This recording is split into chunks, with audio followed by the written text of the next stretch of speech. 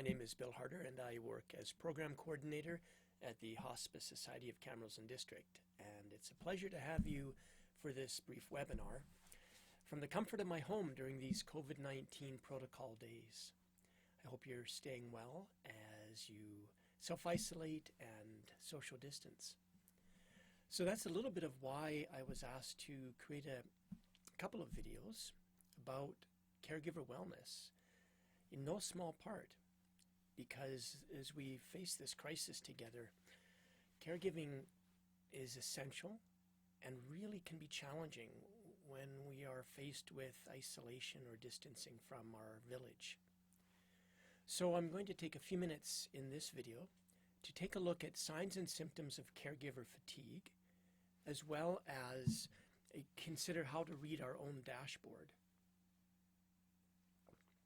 So let's begin with just an understanding of what this dashboard is that we have. Take a look at this screenshot of this beautiful old car and its gauges and dials. All of them perform a function of relaying to the driver what's happening with the engine and the speed and the general condition of the vehicle. We have something similar within us. At all times, there is a communication between our physical body, our emotions, our thoughts, perhaps even on a soulful or inner being level.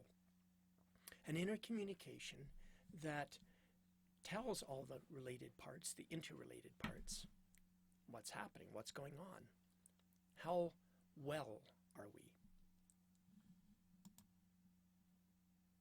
So I invite you to consider, as we begin this conversation, qualities about yourself that you treasure. And I start here because if we're going to really understand what our dashboard is telling us, it helps to enter that space from a positive perspective. And so let's begin that positive perspective with, what do I treasure about me? What are the soul gifts that pour through me to touch the world? And soul gifts can be, well, the things we're good at, the things we're curious about, the things we're passionate about. A soul gift could be the ability to tear apart an engine and rebuild it, to teach children, to garden, to paint, to construct a building, to do accounting, research. There's no limit, obviously. So consider for yourself, just for a moment, what qualities do you treasure about you? Just pause the video here, if you would, and maybe think about this, make notes, call a friend. I'll be here when you get back. All right. A couple more opportunities for reflection before we get into some information. Your caregiver role, be it professional or personal, maybe you're a caregiver in a long-term care center, hospital, clinic, other healthcare settings. Maybe you're a caregiver at home for a family member or a friend. Either way, why are you doing this caregiving role? And is it still working for you?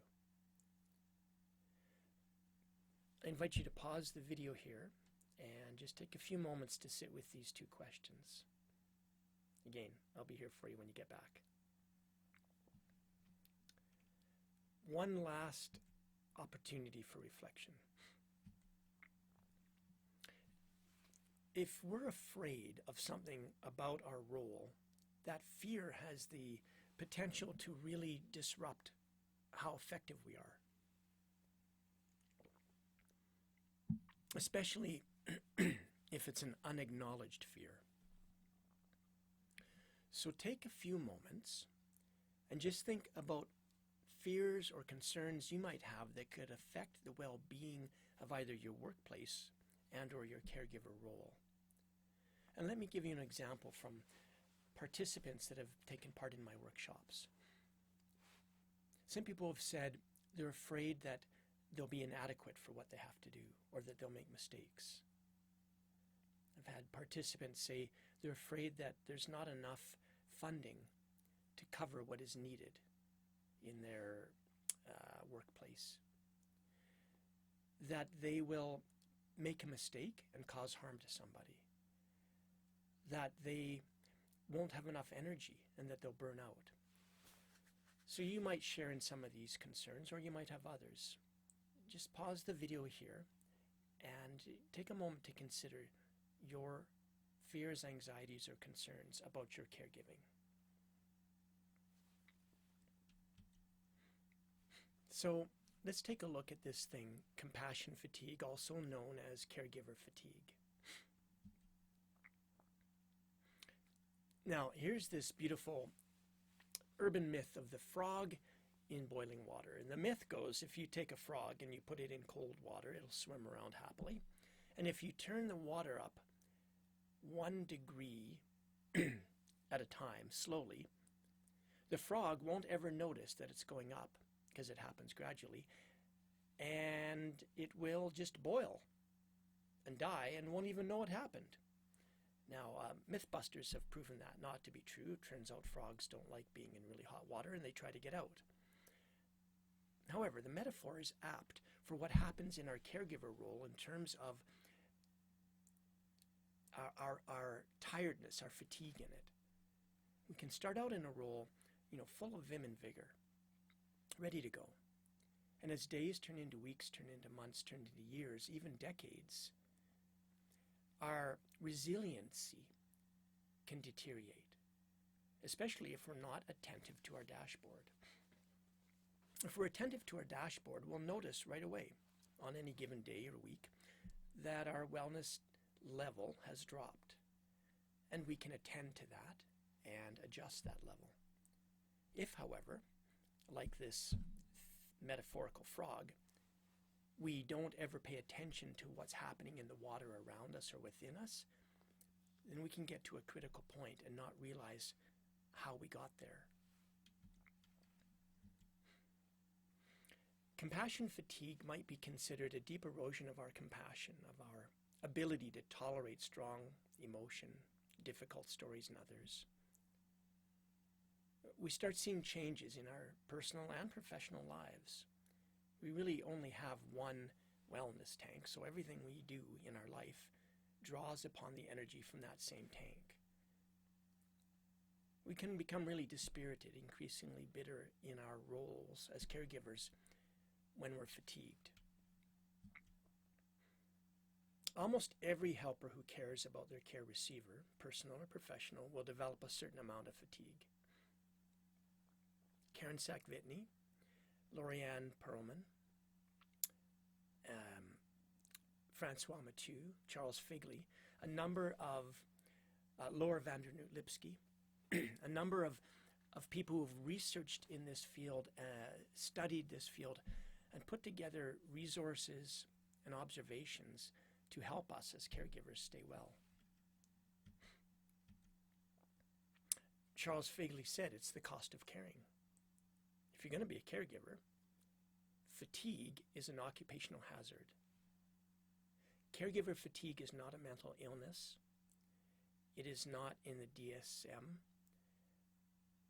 It's what happens when we exercise our compassion muscle. It gets tired. Dr. Naomi Raymond, Rachel Naomi Raymond, said, "We cannot walk through water without getting wet." So don't think you're going to learn some skill as a caregiver and never get tired. It's just not realistic.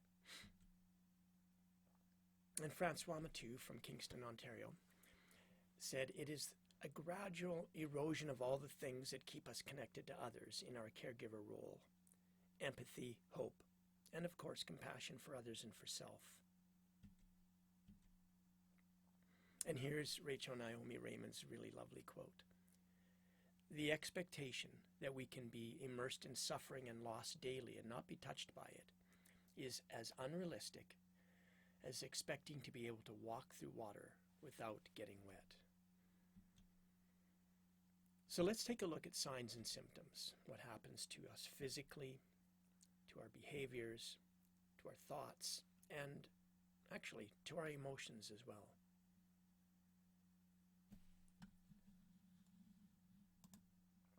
Let's start with physical signs and symptoms. Physical exhaustion, that feeling of being tired on the inside of us. It's not even so much that you couldn't go for a long walk or do some hard work if you needed to. It's that we can't find the motivation. We're tired in our being. Insomnia and hypersomnia, where I can never get to sleep, or I get to sleep and I could sleep 24 hours and not feel rested. Headaches, migraines, decreased the ability to stave off a cold or a flu or something, a susceptibility to illness, emotional stress translated into physical symptoms like tension headaches, low back pain, or stomach ache, nausea, fainting spells, etc. An aspect of anxiety, just feeling tense or hypervigilant, but especially if we're worried about physical ailments. You know, when you go on Google Doctor, see what you got, and you discover you've got everything, these are signs our wellness level is low. And probably a good chance that they're signs of our caregiver or compassion fatigue.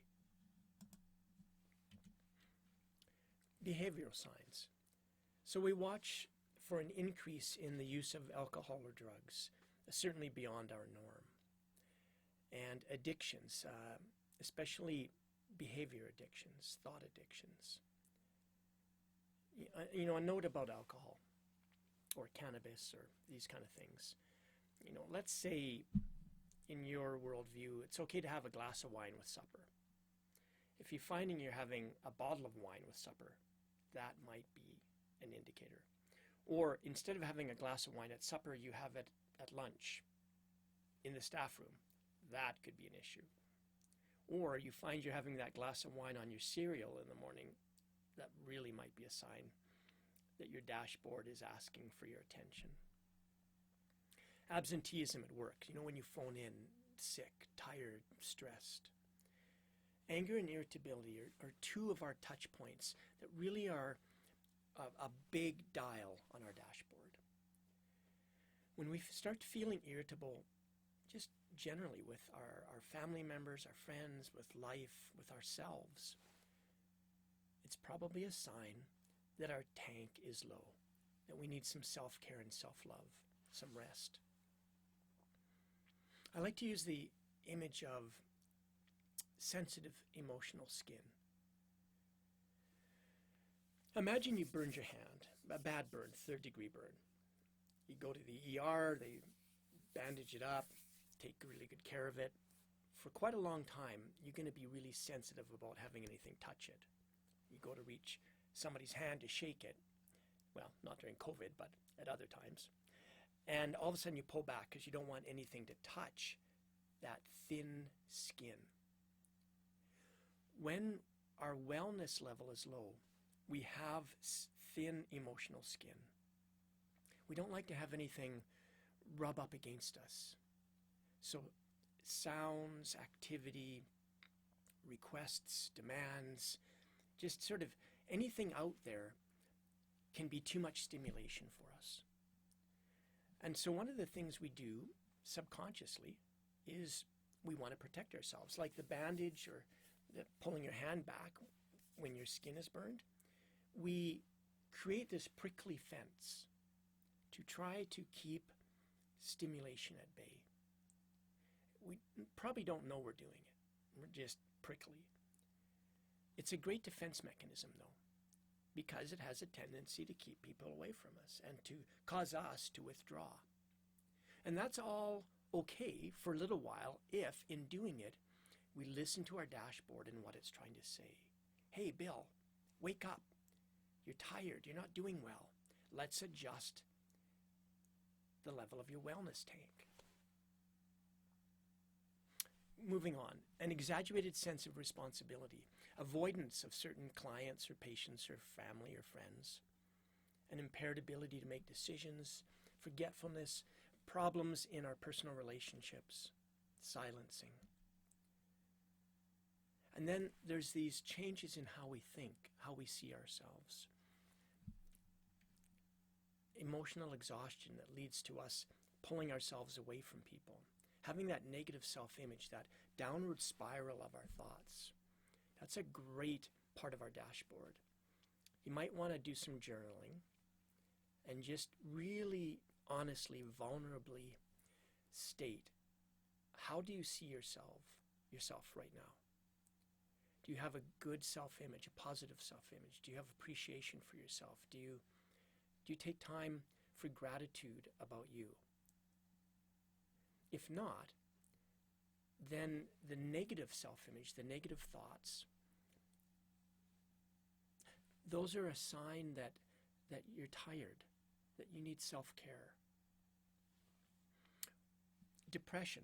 So, compassion fatigue is not a mental illness. It's a wellness concern for your whole being, but it is not a diagnosable illness. Depression, on the other hand, can be, and there's ways of treating that. So fatigue can exacerbate depression, clinical depression, and if you have a history of clinical depression, it can make you more susceptible to fatigue for sure.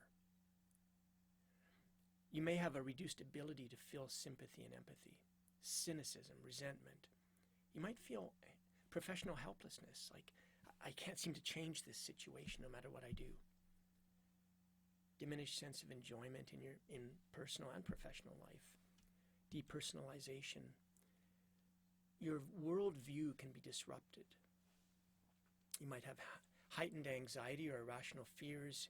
You might feel hypervigilant, loss of hope, increased sense of vulnerability, that inability to take in strong feelings, again, that thin emotional skin, problems with intimacy in your relationships, intrusive imagery, certain memories that keep pulling you back into a story. And then you might go either with a hypersensitivity to emotional material, or an insensitivity. I just don't care. So one of the gifts of our dashboard is it's trying to tell us when we move into our yellow zone. So looking at this particular image, on the left is our full tank. That's when we're really effective with our soul gifts, when we impact the world in really positive and healing ways. It's when we love being who we are. Now, when we move into yellow, we still do all those same things. It costs us more energy. It's like walking in water up to your waist. You can still walk, still using this more or less the same muscles, but it's harder. It doesn't have the same sense of flow. And that yellow zone is where we're still effective, and it's our opportunity to really adjust our wellness level before it gets to a critical point. On the far side, on the right of this picture, is our danger zone, our red zone, when we lose our ability to have an impact on the world in a positive way. And we might be going through the motions of our work with this tiredness, anxiety, frustration, resentment. And that level of stress, especially distress, if it's prolonged, has a very negative impact on our physiology, our neurobiology, our organs, and our overall health.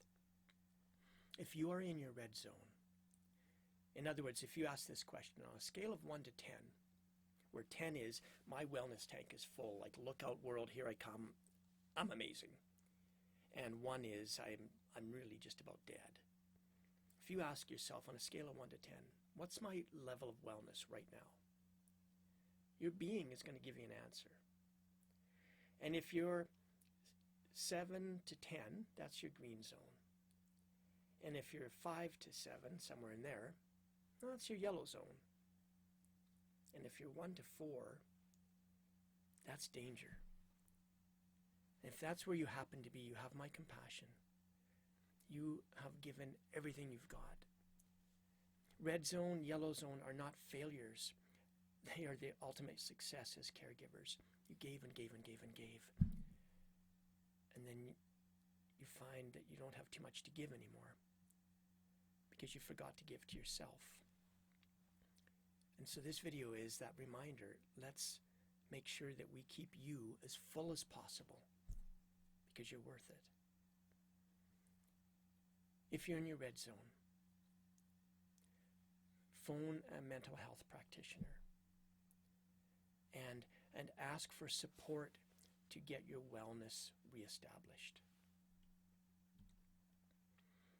Personal caregivers, those at home, this is a particularly dangerous time for you. You might be cut off from supports that would normally keep you buoyed, keep your tank fuller. But COVID-19 is causing all of us to, well, do videos in their home office.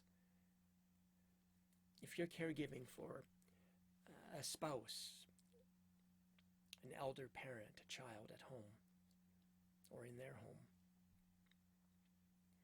it's hard to get a break from that. That's a 24/7 job. Here is StatsCan perspective on what is the cost of personal caregiving. So StatsCan asked caregivers about their experience, and they said they were tired, worried, anxious, overwhelmed, alone, or isolated, and that's prior to COVID. Angry, irritable, unhappy, depressed. They had a loss of appetite, sleep problems, health consequences. Overall health suffered. Responsibilities were physically strenuous. They'd consulted a health professional for their own concerns. They'd suffered injuries while caregiving. Being a personal caregiver can come with an extremely high cost to ourselves, and thus the need to be attentive to our dashboard and care for ourselves is critical.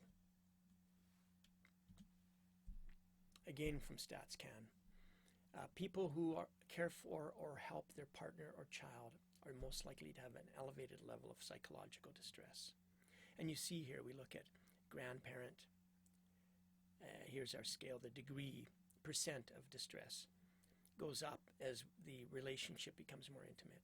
Friend, neighbor, father-in-law, mother-in-law, father or mother, spouse, child.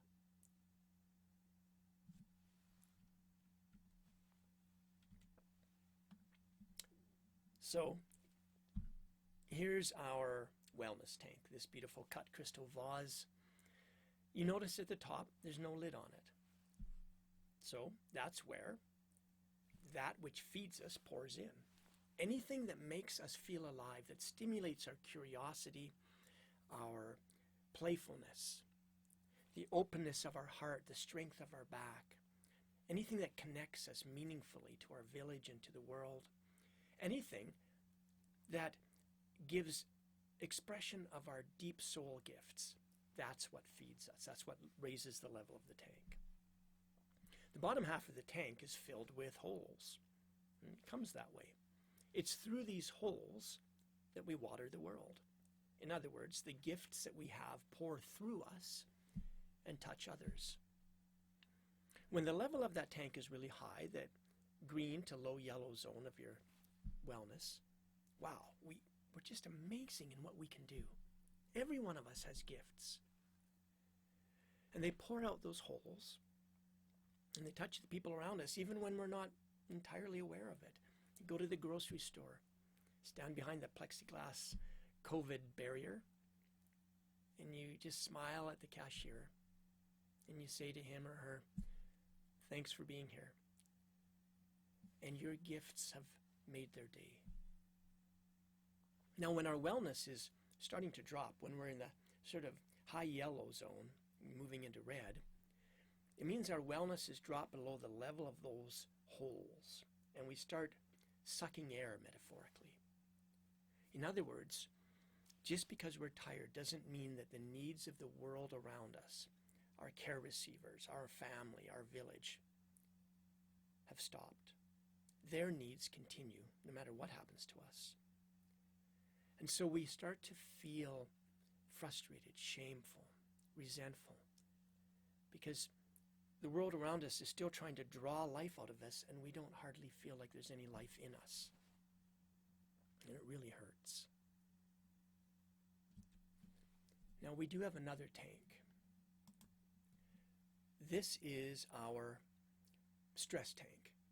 You can see it's got a lid at the top. It can pressurize. Essentially, it's a teeter-totter. When our wellness tank is high, our stress tank is naturally low. And then when our wellness tank gets low, we start to feel really stressed. If we're too stressed, we'll blow the lid off that stress tank, and this vitrolic aspect of our fatigue can spray all over the place, often on people that get really hurt and aren't the cause of our pain.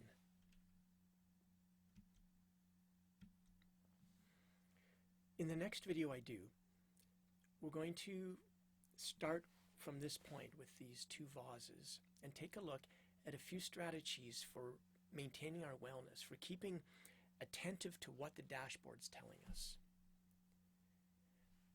There are 7.6 billion Homo sapiens on this planet, and no two of them are the same. There's only one of you, one of me, one of each of us. We're irreplaceable.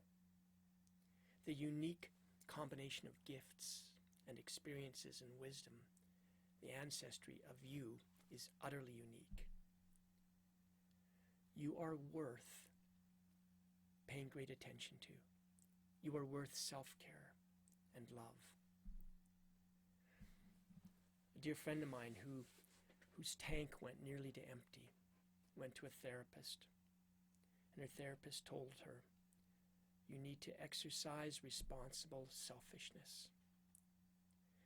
And that means, well, when you're in an airplane and the flight attendant says, if the cabin depressurizes and the oxygen mask drops, put it on your face first.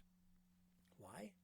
Because we're selfish? No, because we're responsibly selfish in making sure we are okay to take care of the person next to us. We're no good to the world if we're unconscious or dead. But if we're alive and we can exercise agency and have a degree of wellness, then we have something to give those around us. Take good care of you. I look forward to seeing you again in the follow-up video to this. And thank you for the caregiving that you do. Because of you, you make our world a better place. I'm Bill Harder with the Hospice Society of Camrose and District. Thanks for taking a few minutes with me.